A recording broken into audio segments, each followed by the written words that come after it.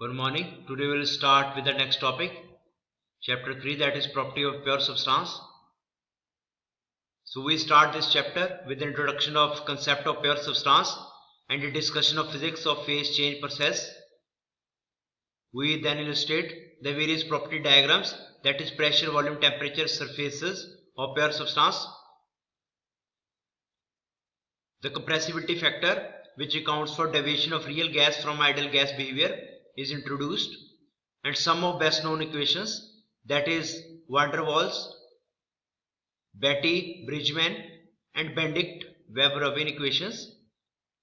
So we introduce the concept of pure substance, physics of phase change processes, pressure volume, temperature volume and pressure temperature property diagrams along with pressure volume temperature surface for pure substance. Also we demonstrate the procedure for determining thermodynamic properties of pure substance from tables of property data, describes the hypothetical substance, ideal gas and ideal gas equation, apply the ideal gas equation of state in a solution of typical problems, introduce compressibility factor which accounts for the deviation of real gases from ideal gas behavior, present some of best known equations of state. So pure substance, what is a pure substance? You can see here nitrogen is a pure substance. Air, it is also considered as a pure substance, although air contains mixture of nitrogen, hydrogen, oxygen, carbon dioxide and other gases, but it is also considered pure substance. A substance that has a fixed chemical composition throughout is called a pure substance. Water, nitrogen, helium and carbon dioxide. In the elemental state, water is considered a pure substance, nitrogen is considered as pure substance, meaning its pure state. A pure substance does not have to be of a single chemical element or compound. However, a mixture of various chemical elements or compounds also qualifies as a pure substance as long as the mixture is homogeneous. Air can be also considered as a pure substance because the mixture is homogeneous. Air, for example, is a mixture of several gases, but it is often considered to be pure substance because it has a uniform chemical composition. However, a mixture of oil and water is not a pure substance. Since oil and water are not soluble in each other, it will collect at top of surface of the water, forming two chemically dissimilar regions. A mixture of two or more phase of a pure substance is still a pure substance. Take example of ice. A mixture of ice and liquid water, for example, is a pure substance. A mixture of liquid air and gaseous air, however, is not a pure substance because when the air condenses, convert into liquid, its composition will change.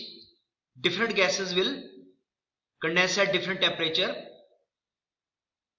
So this is due to the different components of air condensing at different temperature at different specified pressure, due to which the composition of liquid air and gaseous air will become different, and the mixture of liquid air and gaseous air will not considered as a pure substance.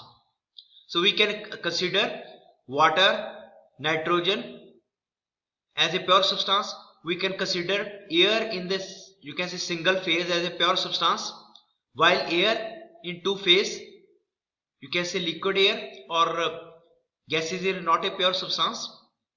Second, we can consider ice and liquid water, which is a two phase, but because chemical composition is same, so they can be considered as a pure substance.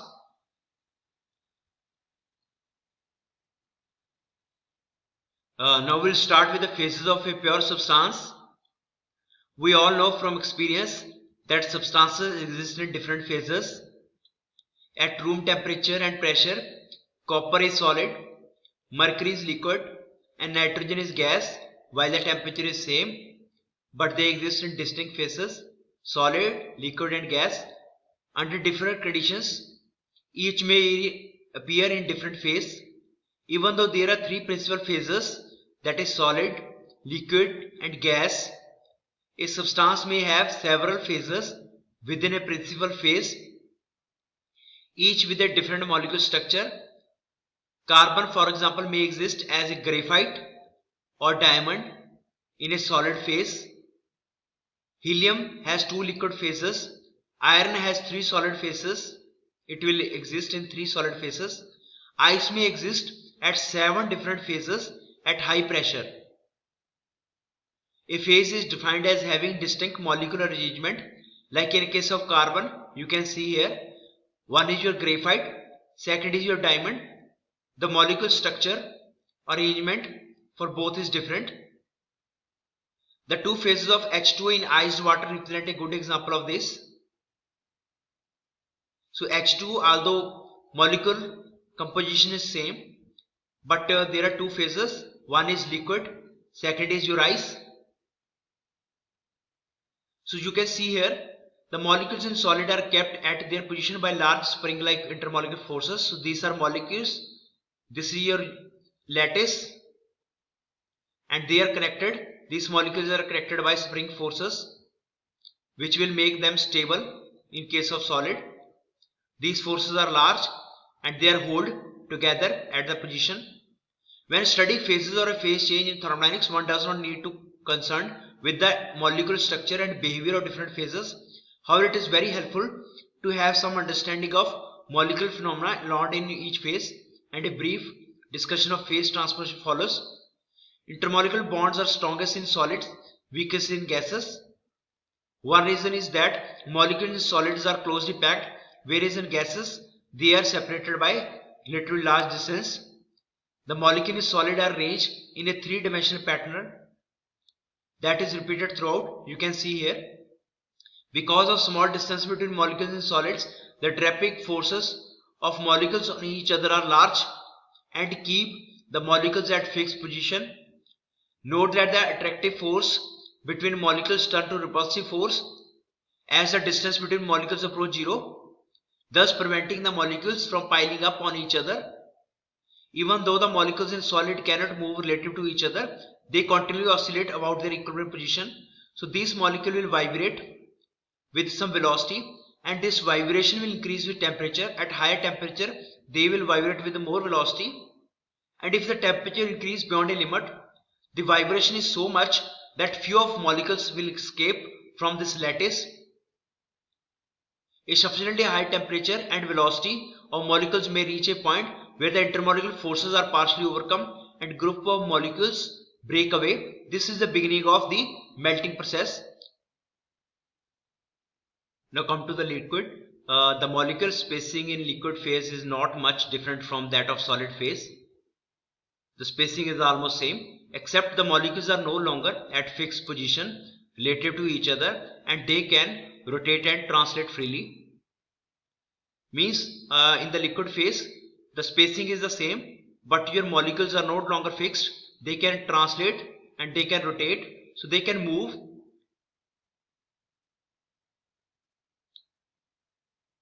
In a liquid, the intermolecular forces are weaker relative to solid, but still relatively strong compared to gases. If you see, compared to gases, the intermolecular forces are weak, strong, but compared to the liquid, the intermolecular forces are weak. The distance between molecules greatly experiences slight increase as solid turns liquid. When your solid turns to liquid, so there is slight increase in this molecule space, this space. With water being exception. In case of water is in reverse. When your ice converts to water, instead of increasing in volume, the volume actually decreases. You can see ice floats on water. It means ice, the solid water, has more volume as compared to the liquid water. That is exception in case of ice. In gas phase, the molecules are far apart from each other and a molecular order is non-existent. Means there is no order. Gases molecules move randomly. Gas molecules move about a random, continually colliding with each other, and the walls of container they are in, particularly at low densities, the intermolecular forces are very small. If the density of the gas is low, it means the molecules are very far apart, the forces are very low. Molecules in the gas phase are considerably higher energy level than they are in the liquid or solid phase. In the liquid and solid phase, these molecules have the lower energy as compared to in case of gases. So therefore the gas must release large amount of energy before it condenses or freeze. Means if you have to convert a gas into liquid form or solid form, like solid is carbon dioxide, or you can say liquid gas, liquid hydrogen, or liquid helium, or liquid nitrogen, you have to take large amount of energy out of those molecules to convert it into liquid or solid phase. You can see in this figure the arrangement of atoms in different phases. Molecules are relatively fixed position in solids. You can see here they are in fixed position in a lattice. Groups of molecules move about each other in liquid phase. So this is a liquid phase where this group of molecules can move, and they can move related to each other. Molecules move out in random in gas phase. In gas, you can see the molecules are completely random motion. Now we'll discuss phase change process of pure substance. Why phase change process is important? Because when we use refrigerant in your refrigeration cycle, or we use water in your power plant, there is a phase change of the fluid. In refrigerant, in case of refrigerant will change from a liquid to vapor phase in evaporator, and from vapor phase to liquid phase in condenser, or there may be two phase flow also. While in case of power plant, your water will boil in the boiler. There is a phase change process. So there are many practical situations where two phases of pure substance coexist in equilibrium. Water exists as a mixture of liquid and vapor in the boiler and condenser of steam power plant.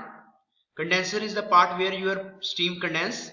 So your you can say vapor phase will convert into liquid phase, and the two phase coexist with each other. So that's why this study is important.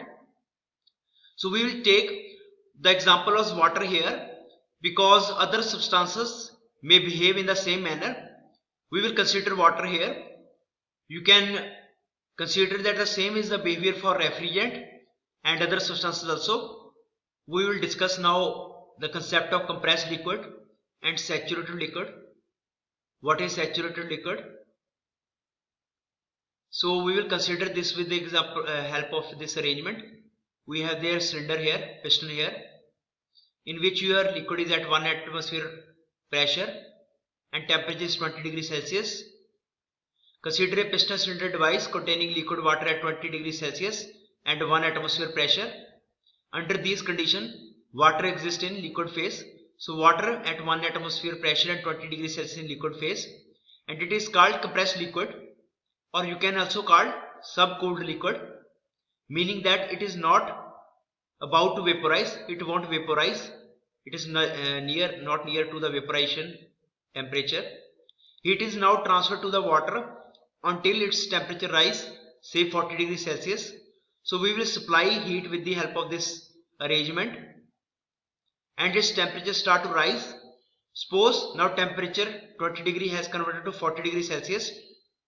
As the temperature rises, the liquid water expands slightly, and so its specific volume increases. So as the temperature has increased to 40 degrees Celsius, the atoms little bit move with more velocity, and they will occupy more space. So this piston will slightly move upward. To accommodate this expansion, the piston moves slightly upward. The pressure in the cylinder remains constant at 1 atmosphere during this process, since it depends on the outside barometric pressure and the weight of the piston, both of which are constant. Water is still compressed liquid at this state, since it has not started to vaporize. So even at 40 degrees Celsius, water is still in liquid phase. As more heat is transferred, if you transfer more heat, the temperature start to rise and it will come at 100 degrees Celsius. At this point, water is still liquid, but any heat addition will cause some of the liquid to vaporize. If you further add heat, the liquid start to vaporize. That is the phase change process from liquid to vapor is about to take place. A liquid that is about to vaporize is called saturated liquid. So this is the point which is to be noted, that when your liquid start to change phase, about to change its phase, when your liquid is about to vaporize, this is called your saturated liquid. So therefore state 2 is a saturated liquid. So this state here at pressure 1 atmosphere, temperature 100 degrees Celsius is saturated liquid.